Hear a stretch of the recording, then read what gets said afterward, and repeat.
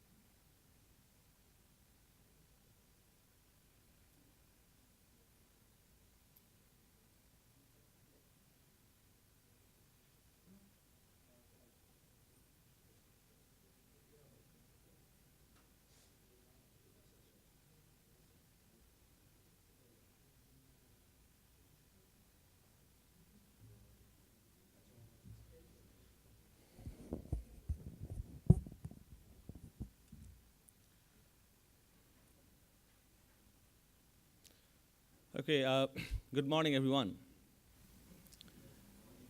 Welcome to APNIC 38 Conference Week. We just have finished our workshop week last week, and I can see some familiar faces who were in the workshop. So now we are starting our tutorial. So for this tutorial today, we'll be discussing about internet routing registry stuff, how to secure your internet routing infrastructure, just to get rid of those prefix hijacking issues that we have faced probably at the past. So in the routing registry, towards the end, probably we will also introduce the new initiative, new approach that has been developed, RPKI. That initiative is still under development, but APNIC has implemented one of the features, for example, origin validation part of it. So we'll try to see those things towards the end. Before we start, I would like to just ask a quick question. How many of you have already used the RPKI so far, or IRR so far? Okay. So in the network, when we see the application of IRR, Internet Routing Registry,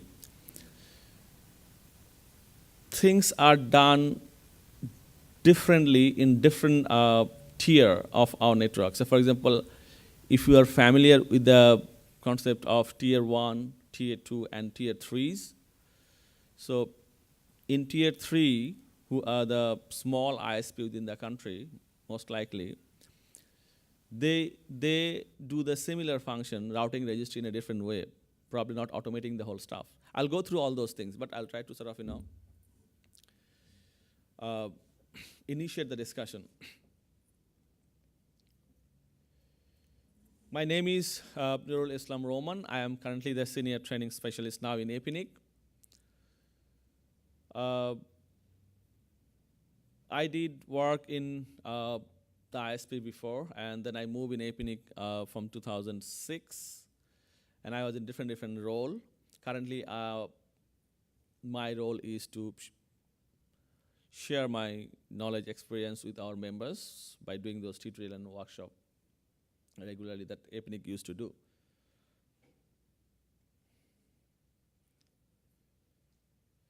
The objective of this tutorial today is to introduce the concept of Internet Routing Registry, what it is, and APNIC being a registry in this region, what services APNIC provide to facilitate the routing registry functions. That's what an objective that we have today. So when we discuss the routing registry and its functionalities, we'll try to focus more on the services that APNIC provide to facilitate and support the routing registry function. Okay.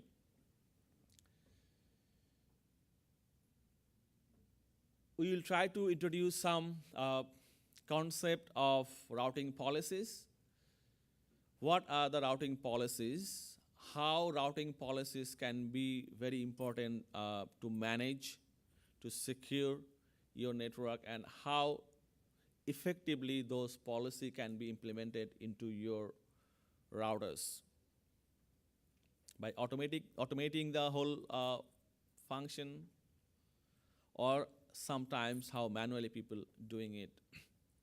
And then, as I said, towards the end, we'll introduce the new initiative, RPKI.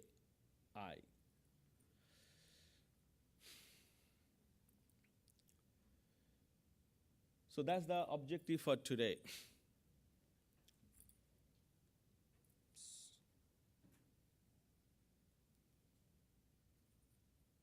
Sorry, some catch.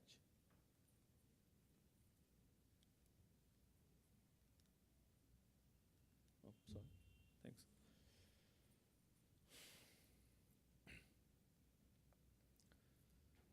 So what is an IRR, Internet Routing Registry? So that what we'll be covering today is all about routing registry, and as I said, we'll also discuss about the functionalities, the services that APNIC provide. For example, the Whois database, and how APNIC Whois database facilitate the routing registry service. And we'll look into some routing policies, some RPSL in practice, and we'll see how those routing policies representing in RPSL can be uploaded into your routers. Okay. Before we go into the very detail of what is IRR, Internet Routing Registry, let's see what we are going to secure by using routing registry, and how those resources are coming into the pictures. When we run our network, definitely we have some prefixes that are propagating across the network through our routing system, for example, BGP, OSPF, whatever the routing protocol that we run, right? So on all those routing system that we are running into our network, we are introducing some prefix. In routing language that we call, we are originating some prefix into our routing system. How those prefixes are coming, from which source those prefixes are getting into the network through the routing system. Those prefixes are distributed from the registry system that we have.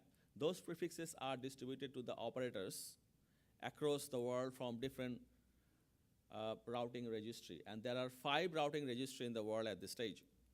And APNIC is one of them. So if you see all those prefixes that operators they are originating or announcing from their routing infrastructure are actually coming from 4 different options. So if you can summarize the prefixes that can come into our network, there are 4 different options. For example, a network a network can get the prefix from either their ISP, which is the very primary source of the prefix, or a network can get it from a regional internet registry. For example, APNIC is one of them. And if you see from those sources, when those prefixes are come, there can be 4 different options. Let's have a look on the first option. If the network is single home, it means the network is connected to only one upstream ISP. So that's of the single home case.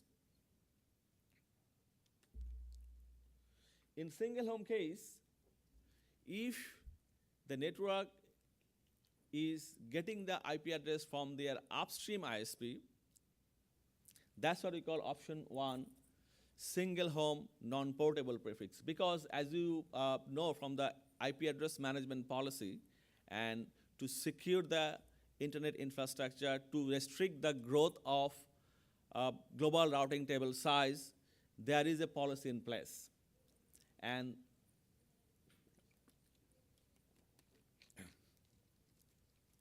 that policy tells if you are receiving the prefix from your upstream ISP, what you can do, what you cannot do. Based on that, those prefixes are classified as non-portable prefix. It means if you are getting those prefixes from your upstream ISP, that prefix you can use into your network and publish it from your router or advertise it from your router as long as you are connected to that ISP. If you move out from that ISP, connected to the different ISP, according to the policy language, that IP address, that what you were using at the first place, need to return to that upstream ISP, and with the new ISP, you're getting a new IP address, and you need to renumber your network. That's what portability means. This policy in place because this is how the internet community would like to make sure the IP address prefix fragmentation will not be happening. Because if your prefixes are fragmented, that can impact the growth of the routing table size. Right? So that's what the first option. The network is single home, receiving prefix from the upstream ISP, and it will be a non-portable prefix. So for those type of option, for that option 1, what would be the configuration requirement? What would be your routing policies? How you can make sure those prefixes will be advertised to the internet complying with the policy requirement? So that is what option 1. Option 2 is, again, the customer is single home, or the network is single home, but they are getting a portable prefix. It means the source of the prefix is not the upstream ISP, but the internet registry within this region. In Asia Pacific, it could be APNIC. So if a network is single home and receiving a prefix from the registry itself, that will be a portable prefix. And what's the difference between portable prefix and non-portable prefix? That portable prefix you can carry with you if you move out to another upstream operators. You don't need to renumber your network. You can still use the same prefix. So that's what I mean by portable prefix. So in portable prefix case, how that particular ISP will advertise that prefix and what will be the consequence when the prefix will be propagating to the upstream and from there to the global internet. How they will allow the transit for that. Those are the things can be represented in your routing policy and can be implemented using IRR. We can discuss those things later when the slide will come. Third option, the multi-homing case. It means the network is multi-home. So they are connected to more than one upstream ISP. When the network is connected to more than one upstream ISP, then things a bit complicated in terms of managing the transit compared to the first 2 options. And In the multi-homing case, as you can see, yes, still it's possible to use a non-portable prefix. People are doing it, and there is no harm. So that option 3, if you are multi-home but getting a non-portable prefix, how it is possible? You still can ask any of your upstream to give you a prefix. And obviously, when your upstream is giving you a prefix, that prefix is non-portable. You cannot carry that with you. But how you manage to advertise that prefix to the global internet, a non-portable prefix? Still, you can do that. You connect to your other upstream ISP, and you ask them to allow transit. And when the another ISP, second upstream ISP is allowing transit for that non-portable prefix, they have some responsibility to check before they allow the transit, right? That we can discuss later on. Then option 4, which is probably the ideal case for a growing network, multi-homing and portable prefix. It means they are connected to more than one upstream ISP and getting the prefix from the registry within the region. Okay? So out of 4 options, let's see what are the requirement for the upstream to allow the transit. Normally, that's what we call LOA check, legitimacy of address check. Before I go into that slide, is there any question from the participants? Because as we are doing tutorial, I would like to make it more interactive. And if you have any question, you can ask your question anytime. Don't need to wait towards the end of the presentation. We can take the question and we can initiate discussion. All right, so out of 4 options, let's have a look. The option 1, what is the requirement for checking the legitimacy of the prefix before you allow the transit? So this is what the upstream operator, and that is what the downstream who is advertising the prefix. So when the downstream ISP advertising the prefix, in the option 1, case 1, this prefix has been distributed to the downstream ISP from the upstream ISP. So literally, that prefix is part of the upstream ISP's own block, right? That prefix is part of the upstream ISP's own block. So when they will allocate that block to the downstream ISP, they probably don't need to do any LOA check because that's their own block. All right? So this option 1, in terms of routing registry functions, is very simplified, very simple. Because the upstream ISP don't need to do any LOA check, because that's their own prefix. Let's see option 2. In option 2, the downstream ISP is still single home, but they receive that prefix from the registry, the global registry. It means that prefix, what the downstream ISP is advertising to the global internet, is not part of the upstream ISP's prefix. So upstream ISP don't know the prefix that he is advertising, whether it is a legitimate prefix for him or not. All right? So a question can be asked, if a network is single home, can they be eligible to get a prefix from the global registry? Yes, because if they are a service provider, they are eligible to get an allocation from APNIC. So that's how they are getting the prefix from the registry. But when they will advertise their prefix, probably they will ask the upstream ISP to originate that prefix from their network. Since they are single home, they might not need to run any advanced BGP stuffs. They can ask their upstream to allow and advertise the prefix. So if you see the prefix that downstream ISP is using, received from the global registry, if you check from the internet, that prefix origin AS is definitely this upstream ASP, not the downstream ASP, because downstream ASP doesn't have any AS yet.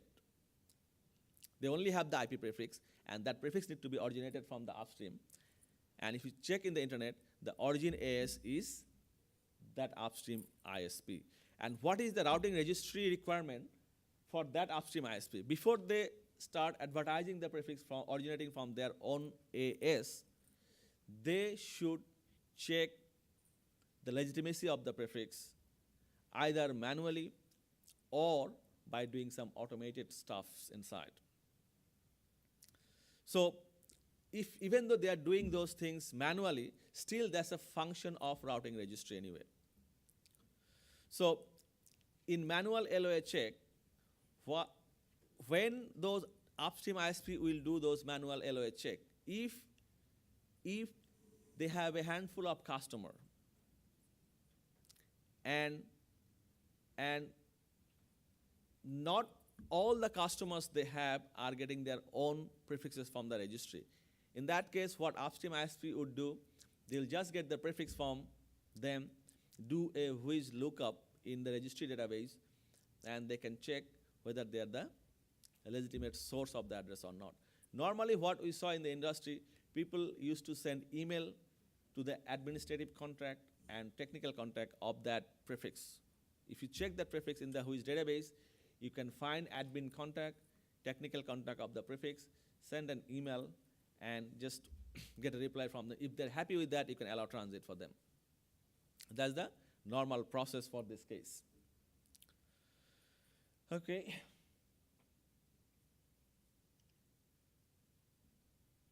Option 3, if the downstream customer is multi-home and they are not a member of the registry, but they are getting the prefix from any of the upstream, either this upstream or that upstream. This is possible.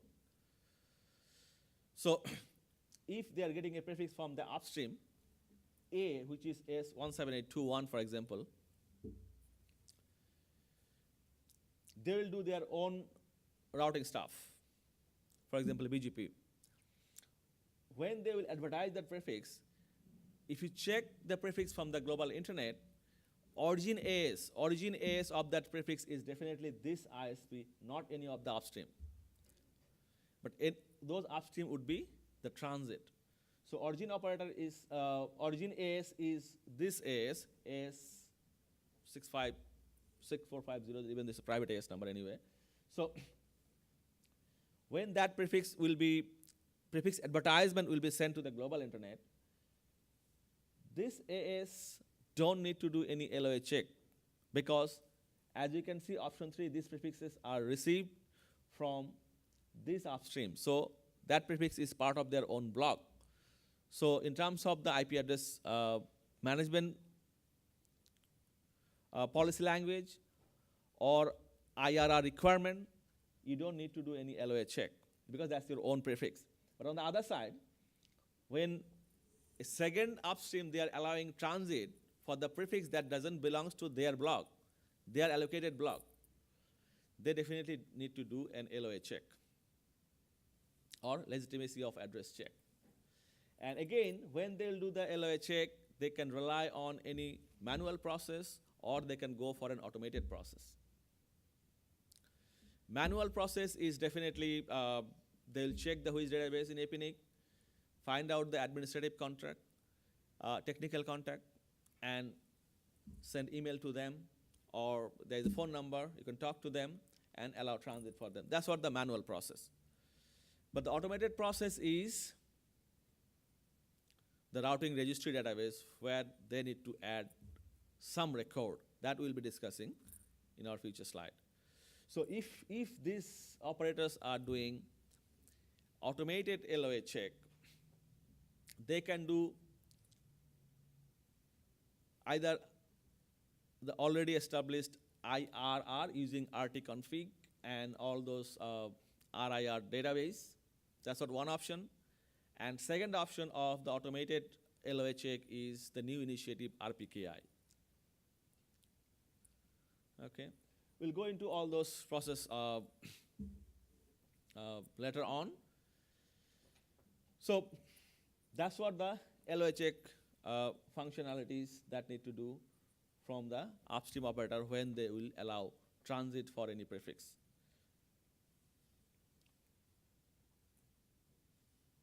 And in this case, option 3 case, if the downstream ISP getting the prefix from any of the upstream ISPs, which is non-portable in this case, from the policy requirement, policy point of view, the downstream ISP only can change the second upstream where he just getting the transit, but not the first upstream from where he get prefix also getting transit. So the source from where you're getting the prefix, that upstream you cannot change based on the current IP address management policy. But the other one you can. Same goes for your AS number as well. You need to get your AS numbers either from this upstream or that upstream. That is also possible. Most likely case, you'll get both AS and IP from the same source. Then you'll have at least one flexibility to move out the upstream. But if you get IP from this AS and AS number from this AS, then you are stuck on both cases. You can't change any of the upstream.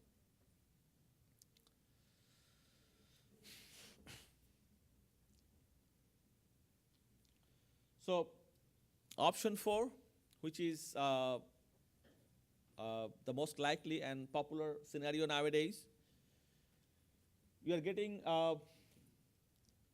the prefix from your registry. It's a portable prefix, and your multi-home. So you receive your AS number from the registry. You have received your IP address from the registry, and you have done your own BGP routing, and you're advertising your prefix from your network. So in this case, both the upstream need to do LOA check, legitimacy of address check.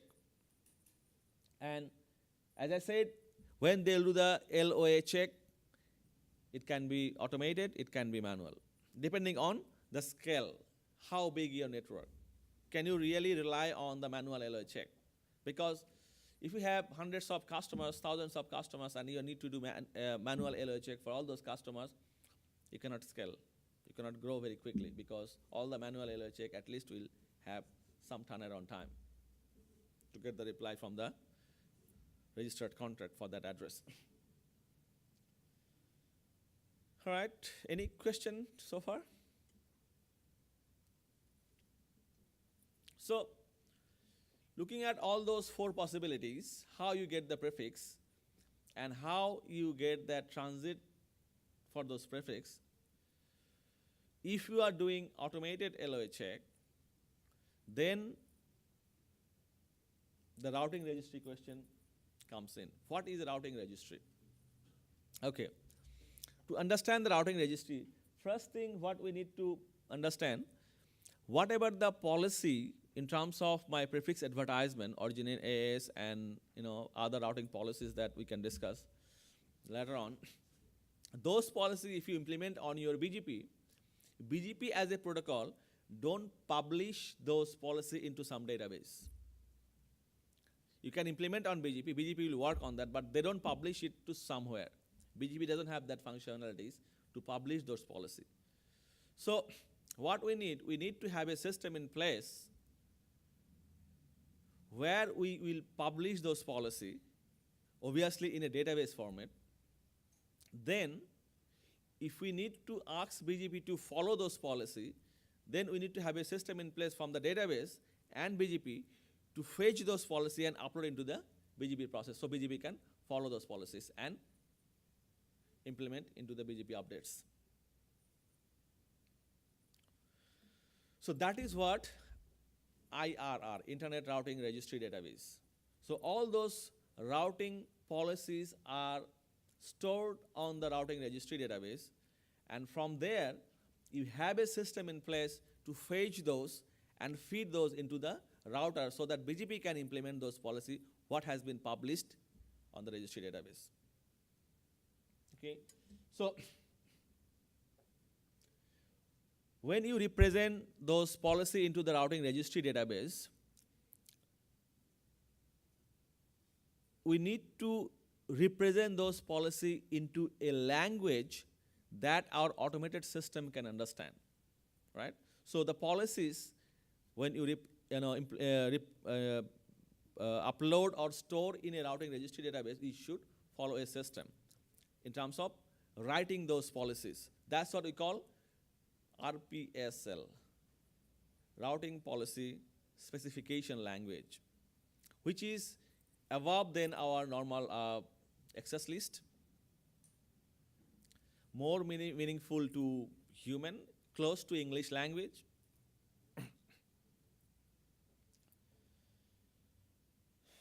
And when we represent those policy into the routing registry database, those are all object-oriented. We represent those policy into the routing registry database by using some objects.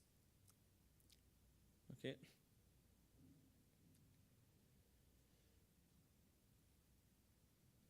Okay. Now the big picture. Our routing policy can be uploaded to a routing registry database. So now the question comes, okay, how many routing registry database we have? Do we have only one routing registry database, or we can have more than one to scale it in a big environment, bigger network? The answer is we have more than one routing registry database, not only APNIC. When you see, when internet has grown last 20, 25, or 30 odd years, different part of the world, we saw a group of networks, they interconnect each other, and from there they start growing, right? So when they grew on that part, to facilitate those LOA check at the early days, they might have set up their own registry where they publish those routing policy, right? And from there, they fetch those policy into the routers. Same thing has happened on the other part of the world. And this is how we saw a number of routing registry database has been developed around the world. Now, when we need to glue all things together and facilitate that, if we publish the registry or routing policy in one database, and if other network from some other part of the world, they don't listen to that database where you publish, right, then the complication comes in. So for example, if I am receiving prefix from APNIC, I published all my routing policy into APNIC routing registry database, but a network in Japan, they don't listen to APNIC routing registry database to fetch those policy into their routers. Then there will be a problem, right? Your policy will not be reflected to other part of the world because they probably looking at some other routing registry database to listen to those policy. So that's why all those routing registry database, they connect to each other, they mirror each other's now. So when those routing registry database, they connect each other, they mirror each other's, then things become very easy. How it become easy? Now you need to add your DB object or your routing policy in any of the database where you feel comfortable with, and on the other part of the network, if they listen to some other database, they can fetch the same policy because all the routing registry database, they mirror each other. If you add any object on any of the database, that will reflect to the other database as well. So if you see in the world, there are around 60 odd routing registry database, and all 5 internet routing registries, especially APNIC, RIPE, ERIN, they are part of the global routing registry database. So being a member of those routing registry, if you add any policy to those database, those will be reflected to the other parts. So for example, RADB is one of the very popular routing registry database. Okay, before we move on, we might need to discuss a little bit of other features of those routing registry database. Out of all those routing registry, some of the routing registry are providing very scalable tools and services for the users to upload their policies. That's what one features, right? And as you can see, all those routing registry has got 2 parts of it. One part is how the members, they can add their DB object into the routing registry database. That's what one function of uploading the information into the registry database. Other part of it is how easily the routers can listen to the database and fetch those content inside. So one function is upload, other function is download, right? So if you see all those routing registry database, APNIC database is more convenient, user-friendly to upload your policies. But on the other side, if you see RADB, their database probably more scalable for the router to listen to it, right? So as a user, when you need to implement IRR into your network, you need to look into that aspect as well. How you can add object into there, how you can listen to it. So what is our experience in the network, what we saw, most of the operator, they feel comfortable to listen to RDB or some other database when they need to rely on the registry objects. On the other side, internet registry database are more popular for the users to upload content, upload policy into it. Okay? So when you choose your routing registry database, you need to look into that, like, which routing registry database give you more flexibility, more options, right, to listen to the routing policy that they have, to download those things. On the other side, from the customer's point of view, their objective is more towards uploading the policies. I'll give you a use case scenario. If you have an ISP in Australia, small ISP, and you want to connect to internet, and you want your prefix to be allowed, for transit. So when you go and ask your upstream ISP to allow transit for the prefix, right, what they can ask you to go and add a route object in any of the database. I'll cover what is route object when the object comes. Route object is something that you need to add into the IRR database to make sure your policy is implemented. Normally in those objects, what we specify, who is the origin AS for the prefix.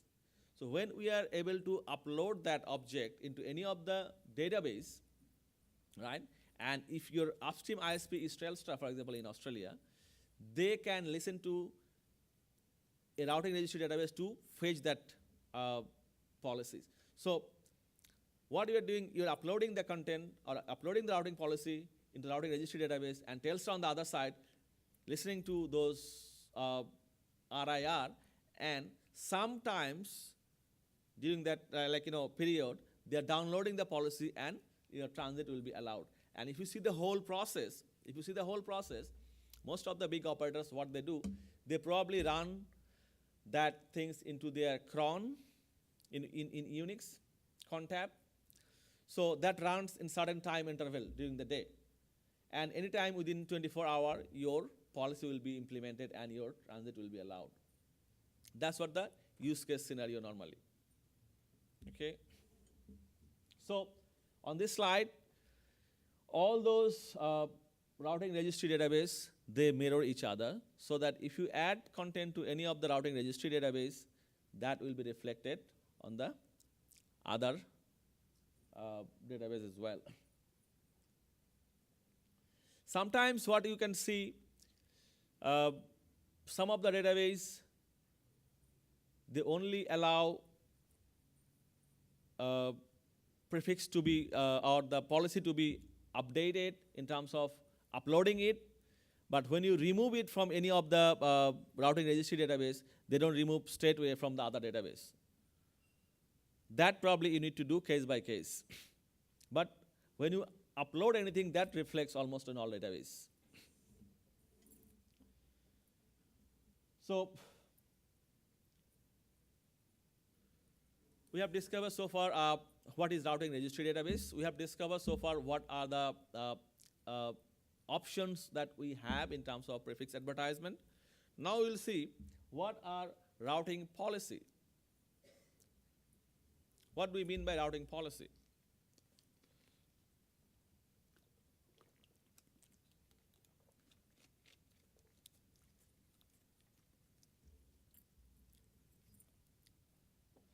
what could be a routing policy? Say, for example, if you are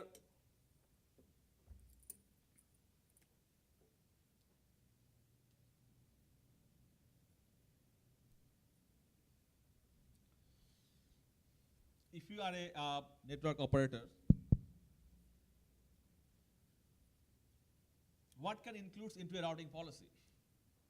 Simple, very simply we can explain what prefix has been originated from which AS numbers. That can be an example of a simple routing policy, right?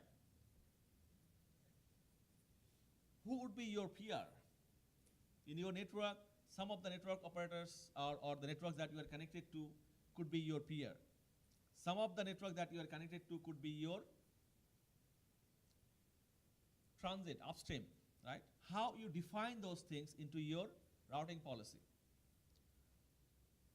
So for example, if you look at the prefix, what could be a policy with your peer? Can you advertise everything to your peer?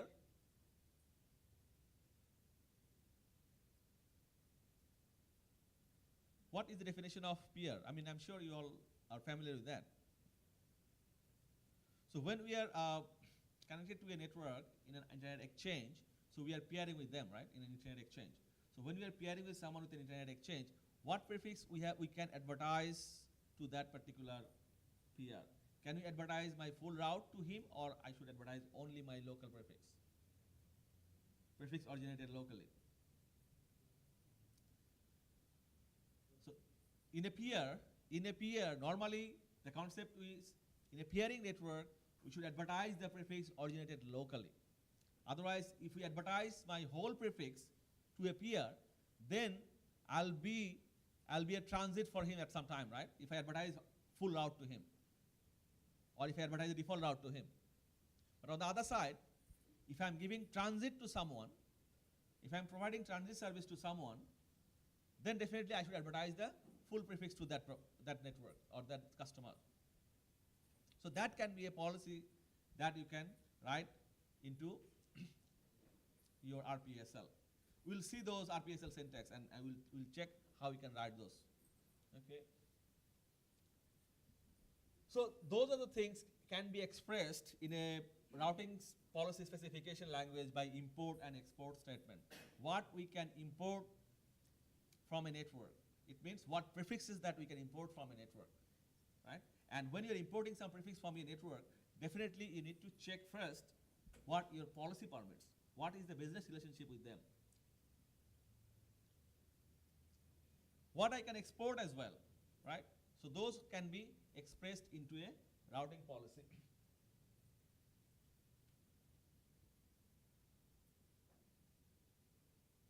So before we go into the very detail of writing some RPSL syntax, let's do some recap of the basic routing principle.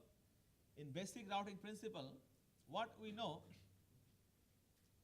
in this slide, if you see, we have a network N1 that originated on AS1, and there is a network N2 originated on AS2, right? So if we want the traffic to flow from network 2 to network 1, right? So any traffic originated from network 2 is going to network 1. What is the precondition? The precondition is before the traffic goes to the other network, this network has to advertise its prefix first, right? So when the prefix has been advertised, then traffic can go, right? Very simple, very fundamental principle of routing. When we write RPSL, RPSL talks about the prefix advertisement, not the traffic itself.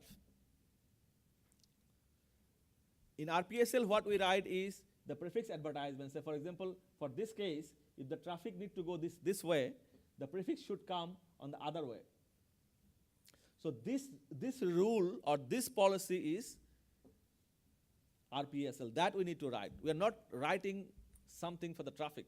We are writing something for the prefix, which way it can come and which way it can go. And when the prefix has been advertised, When the prefix has been advertised from AS1, that's what we call exporting prefix from AS1. When we are exporting prefix from AS1, there has to be an import statement on AS2 as well. So AS2 should import that as well. So he's exporting it, he's importing it. In a sense, he's accepting it. Those can be written into the routing policy. Then when the routing policy is done, then packet can or traffic can go across. So RPSL is all about prefix announcement, not traffic flowing. And if our prefix announcement, we can ensure definitely eventually traffic will follow according to our requirement. Okay. And as you can see, the routing policy, import export has to be from the both side because internet is two-way. So to look at a very simple fundamental principle of routing policy, AS2 must announce N2 to AS1. That's what exporting, AS1 exporting his local route to AS2. And on the other side, AS1 has to accept it. And then after that, AS2 has to advertise their own prefix, and AS1 has to accept it. So if this precondition done from the both side, that's what we call routing policy. And that will eventually facilitate the traffic flow.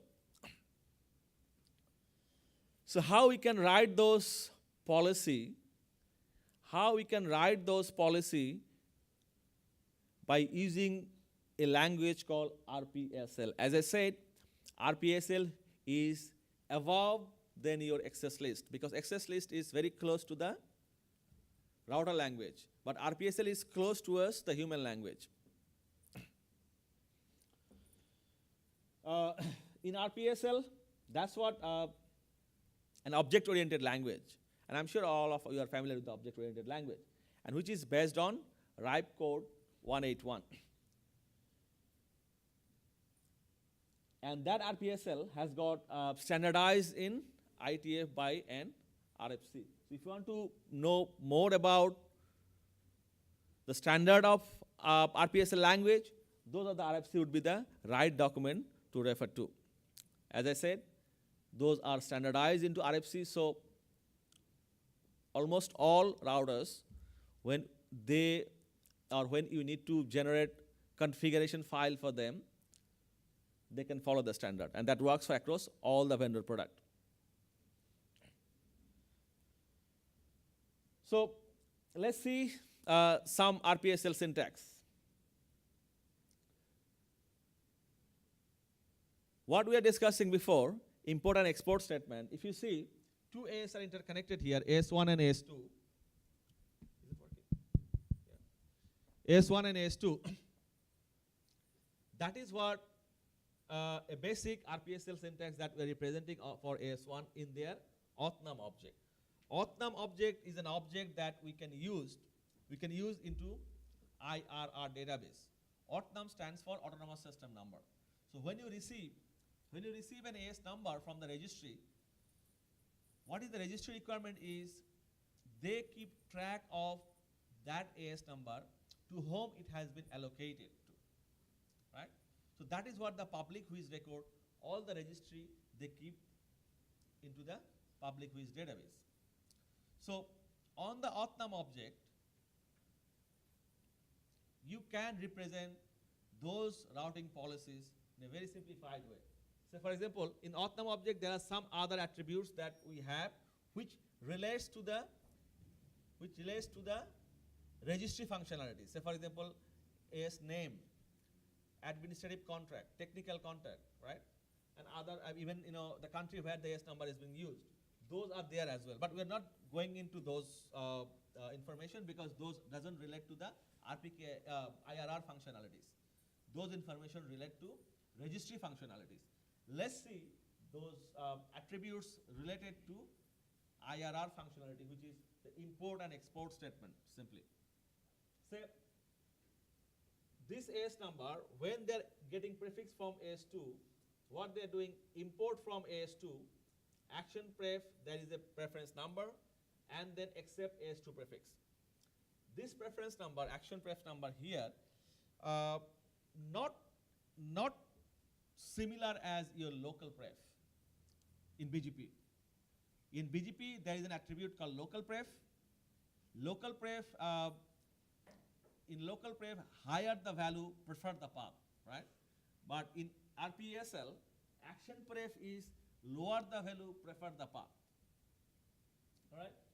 So this action preference here can be used to prioritize if you have more than one path, more than one AS numbers to connect to. So what we are representing in auth_num object, import from AS2 action pref 100 and accept AS2 prefix. And similarly, we are exporting to AS2, announce AS1 prefix. That's what both sides. This is how we can represent a simple RPSL. Let's see a use case scenario here.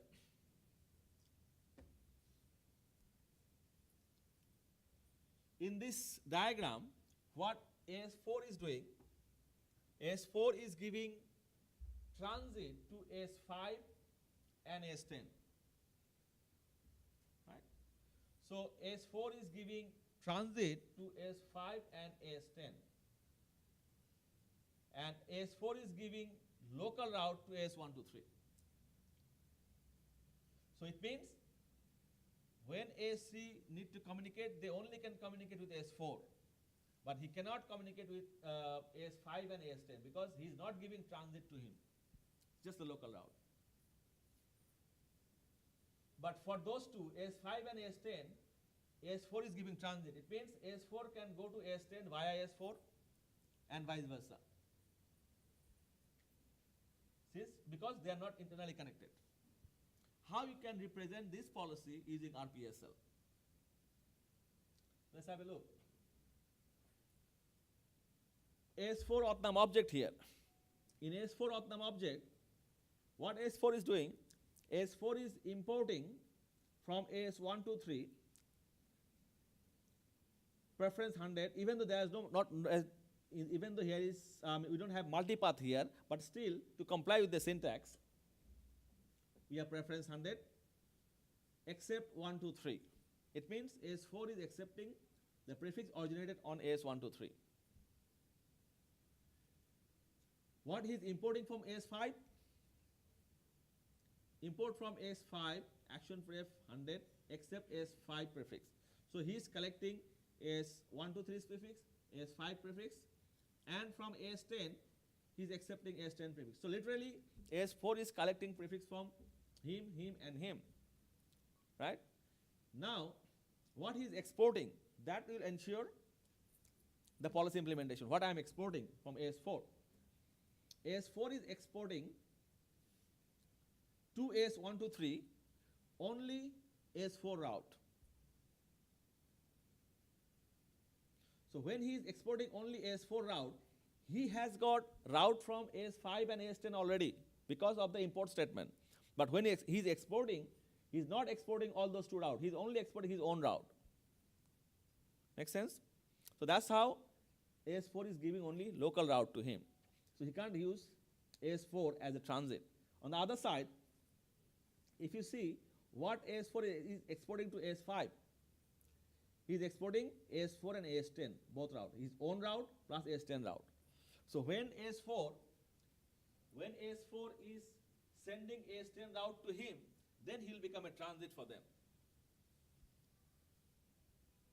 Right? So this is what we can write using RPSL. Similar way, when AS4 is exporting to AS10, what he is exporting? He is exporting AS4 route plus AS5 route. So it means AS4 is giving transit service to AS5 to go to AS10, and AS10 can go to AS5 through AS4. That's what the transit service. But AS3 cannot go, AS123 cannot go anywhere. Only he can come here. Make sense? So that's not a path, obviously. That's just the prefixes that I am advertising it to. More complex one. What is the requirement in here? We have got 3 AS internally connected, AS1 to 3 connected to AS6. That's what our link 3. And there is a link AS4 and AS2 has got, and there is a private link that connects AS4 and AS6. Our routing policy is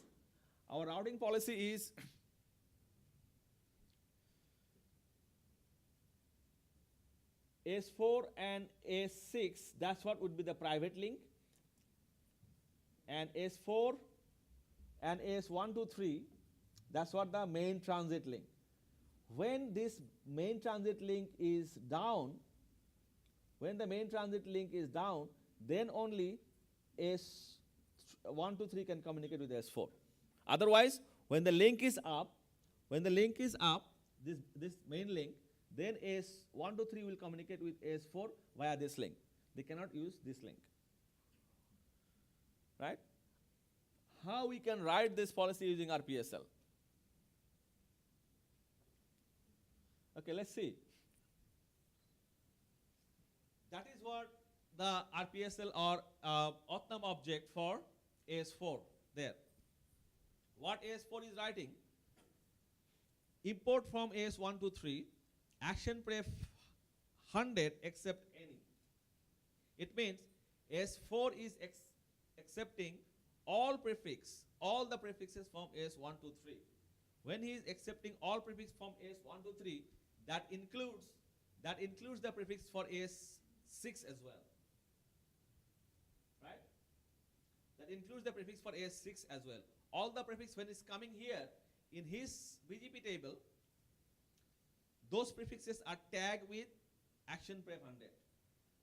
So AS6 prefix coming AS4 tagged with action pref 100. Not only AS6 but also other prefixes.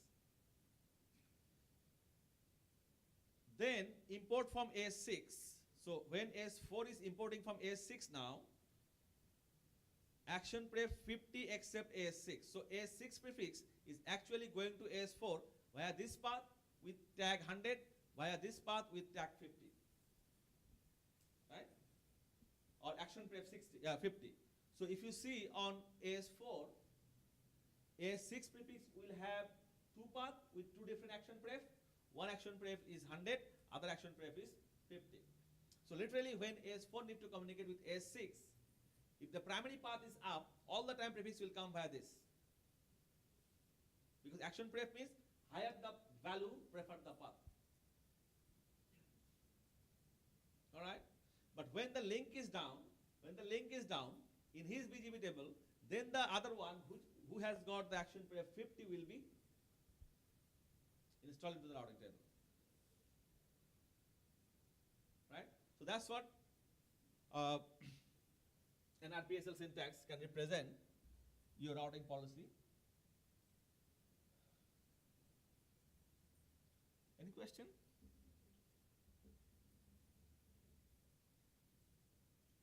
Okay, so those are the simple example of RPSL, how we can represent our policy using RPSL. Now the question is, okay, we have written our policy into RPSL. Now how we publish that policy somewhere? What we have discussed before, we have discussed to publish those policy, you need to rely on any of the routing registry database. And being a registry, APNIC Whois database is the part of the routing registry database, APNIC Whois database. So APNIC Whois database actually serving 2 functions for the APNIC members. One function is definitely the Whois database that represent the prefix allocation, AS number allocation records, or for example, the registry records. So that is the primary function of the Whois database. What is the secondary function of the Whois database? Same database APNIC is using as a routing registry database as well. So APNIC Whois database is actually taking two roles. One is the registry database for the prefixes, for the resources that APNIC allocate, and the routing registry database where you can publish your routing policy using RPSL syntax. Okay. So if you see the registry function of the Whois database, that definitely contain all those registry information. For example, what prefix it is, what AS number it is, to whom it is given, the country, the administrative contract, technical contract, all those information can be the example of registry function. On the other side, IRR function, on the same Whois database, you can add AS number object or auth_num object. You can add route object. So those objects are related to IRR function, Internet Routing Registry function. Let's see the objects. So the objects that you can publish to APNIC Whois database, right, has got a number of fields that we call attributes. Since it's an object-oriented database, all the records stored in APNIC Whois database need to represent using an object, and that object has got a structured attributes, right? So those attributes has got some values. So values actually represent what information you are providing. Okay. So out of all those objects, some of the object can be used as your primary key. Say, if you would like to search an IP address, right? So IP address can be a primary key for the INET_num object. An AS number can be a primary key for an auth_num object, right? So primary key is something that is used to do the search into the Whois database. Let's have a look on one of the very common object into the Whois database. For example, person object. Person object is something that will be used to represent an individual into the Whois database. So for each person, you need to create a person object, and that person object you can relate to any of the other objects. Say, for example, INET_num for IP address, auth_num for AS number. So in person object, if you see, all those filled in here are attributes: the person, name, address, country, phone number, fax, email, and others. And source is something that is telling that this has been uploaded to APNIC Whois database. Source is very important. Whenever you get any DB object from the Whois, if you look at the source, then you know from which database the the objects are coming, right? And there's a change field that talks about when the last change was done on that object, when the last updates was done on that object, okay? And then afterward, on the other side, you have got the values for those attributes. All right, so in the person object, one of the important things is nick handle. That's the nick handle. Nick handle means every individual will have a nick handle, and nick handle will give you the uniqueness of the person object. Say, you can have James, Mr. James, a number of in the Whois database, right? But how you distinguish James this and James that? By having the nick handle. Okay. So when you do the database query, you can use a number of query flag when you do the query from the database. For example, you can do -m. Who is -m? That will tell you the first level more specific match from the tree. Because in the Whois database, when it has been uploaded, the Whois record, you have a bigger block. From the bigger block, you can have all those smaller blocks for different customers, right? You can get more specific one. If you're specifying any IP address and -m, then that will give you more specific one from the tree. So this is how you can customize your Whois search, by changing the Whois search fields. So database protection, how APNIC ensure your database are protected. Each object, when you upload it to APNIC Whois database, has got an attribute called maintainer. Every object has got an attribute called main by, right? This main by is pointing to another DB object called maintainer object, and that maintainer object can store your password. You can use password in encrypt password format, MD5 format, right? Different encryption system they can use. So when you need to add any DB object, when you need to modify any DB object, right? Very important things is you need to know which maintainer is used to protect that, and what what password is this? What is the password to modify that object? So prerequisite, how you can create an object into the Whois database. You create a person object first, then you can create a maintainer object, then you associate the maintainer object with the person object. When you associate that, then afterward, if anyone need to update that person object, say for example, you need to change the phone number or the address of that person, then you need to know the password for the maintainer to be able to update that. And same concept applicable for routing registry database as well, like route object, auth_num object, set object. You need to know the password for the maintainer.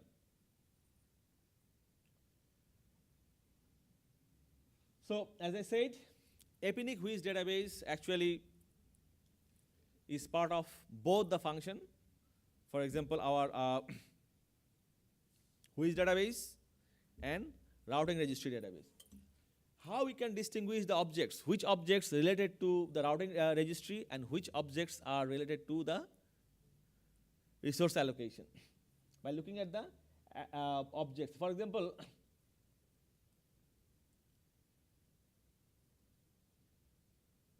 in here, you see on the Whois database, this object, IP address, AS numbers, reverse domain, contract, maintenance, and etc., those all are part of Whois database. On the other side, route object, filters, peering, etcs are part of route, auth_num, AS set, internet routers, peering set. All those objects are related to routing registry database. So literally, it depends on what object you are creating. You don't need to worry about which part of the database you are going. Just create the object, and DB will determine by itself which objects are part of the routing registry, which objects are part of the internet registry. Okay.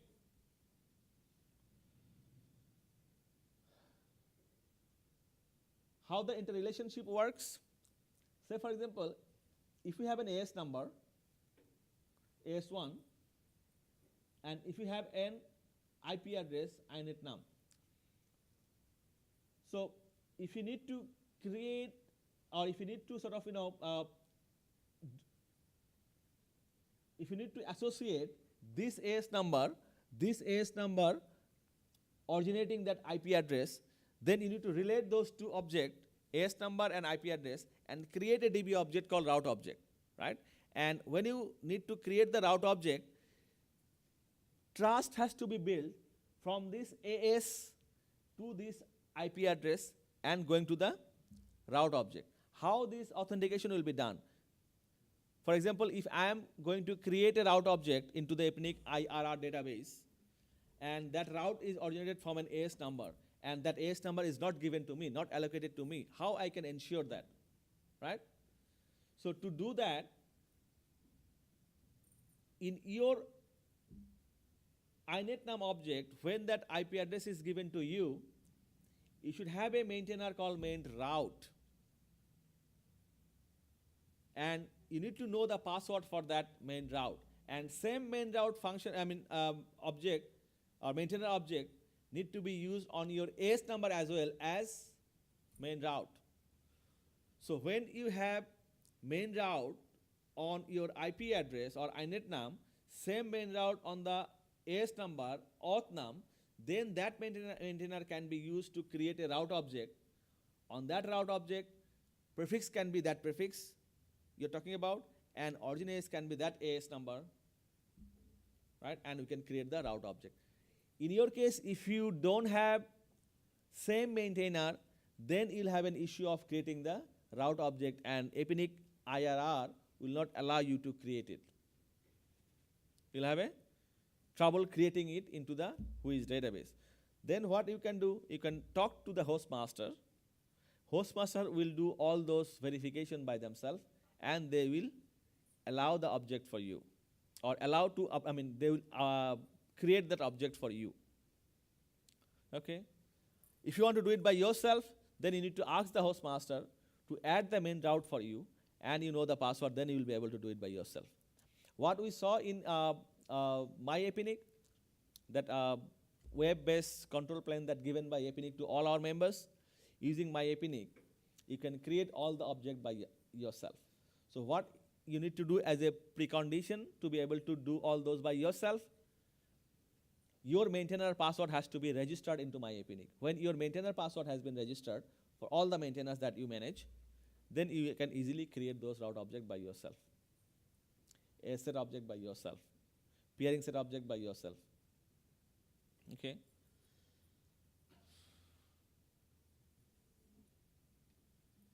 Okay. So as I was saying, those objects are related to our routing registry database. I'll go through all those things in detail, like what AS set object, what is route set object later on. But I'm just explaining the relationship. Say if you're creating a route object for this prefix originated from this AS number. So then to be able to create the route object, this IP address here, what is the auth num object or inet num object here?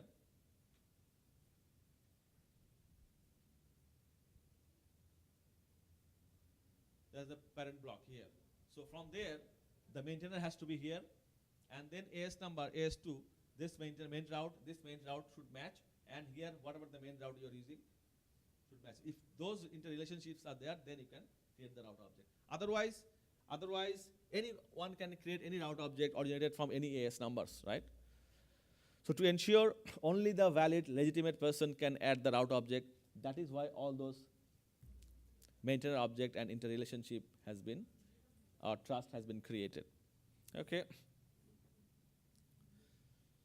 Any question on this one? Is there a way of creating authorization that's time-based in terms of installing? So I can authorize somebody to... In APNIC Whois database at this stage, no. In APNIC Whois database at this stage, no.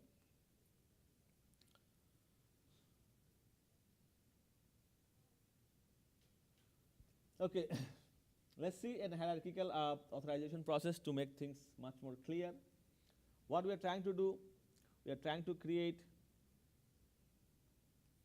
a route object, right? So when we are trying to create a route object, we are actually talking about three things.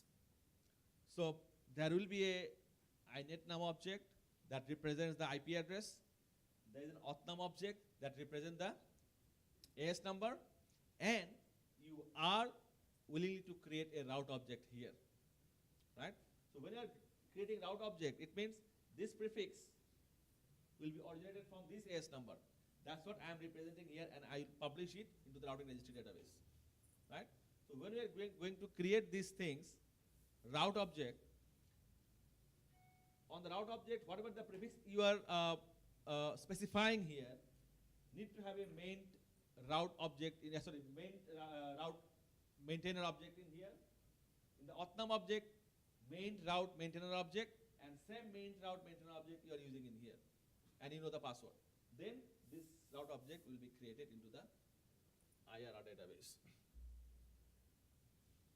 So if you have access to Whois database, what you could do for your parent block that you have /20 or /19, when you get that parent block from APNIC, you can ask APNIC host master to specify any maintainer object that you will be using as IRR DB object protection purpose.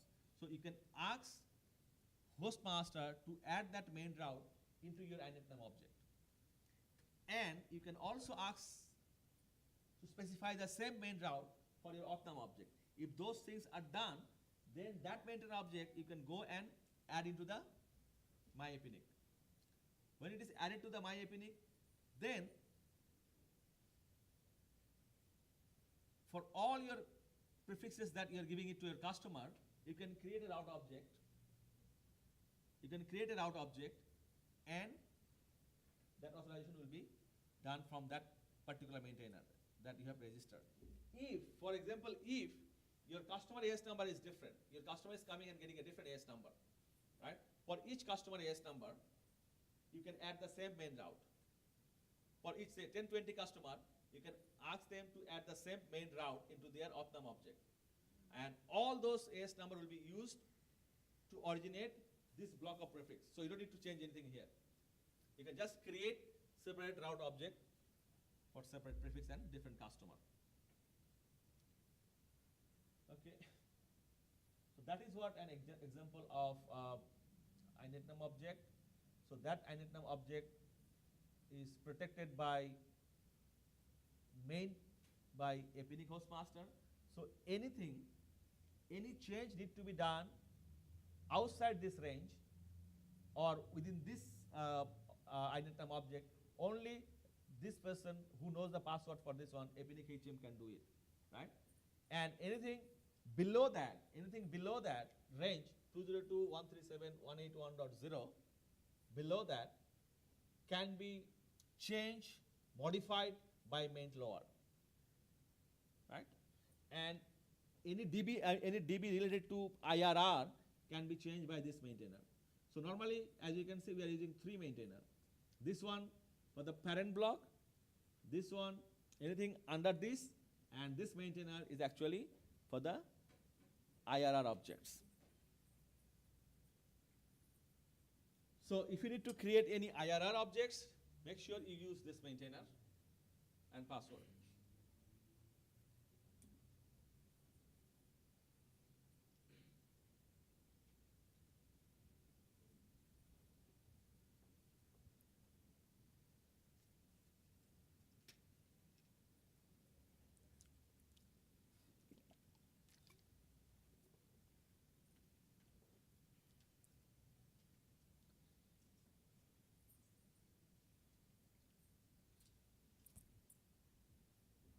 Okay. Multiple authentication check. Originating S, maintainer in the main route is checked first. Maintainer in the main route is checked first. If no main route, main lower is checked. If no main route, then main by is checked, right? So if you see this hierarchy here,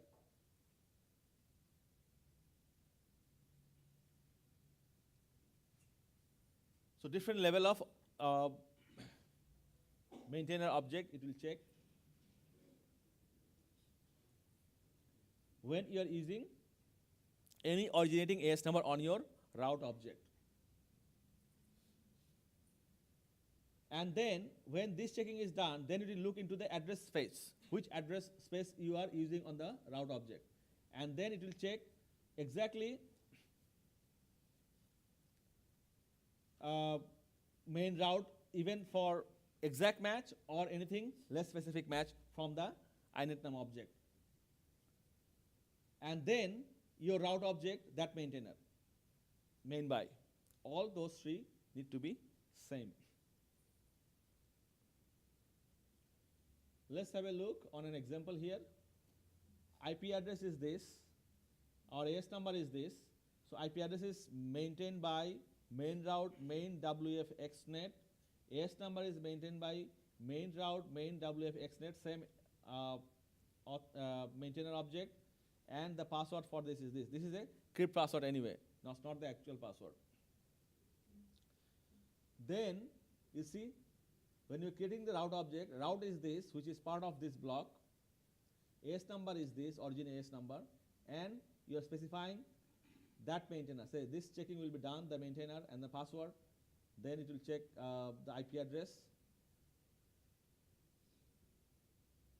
And and then it will create the route object for you.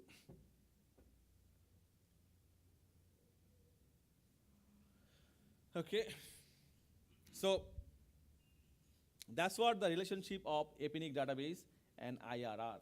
Just a quick recap, and if you can see the DB object, most popular IRR DB object is route object, auth num object. So route object and auth num object are individual route, individual AS number. Then the third one is route set object. It means if you need to deal with a set of route, because in a big environment, when your network is growing fast, you can't just create individual routes every day. So you can create a set object, and within the set, you can just add those different prefix as a member, right? So what happened in your config script, RT-config, I will discuss about what RT-config script. You can just specify the source in the script, and then if your new customers are coming, you don't need to do any change on your source script. You just change your route set object, and all the customer will be added automatically. We have a slide. We'll explain those things, route set object. Okay. I think before we go into that discussion of RPSL in practice, I will have some case studies. I think it's already break, so can you go for a tea break and come back and then do the rest?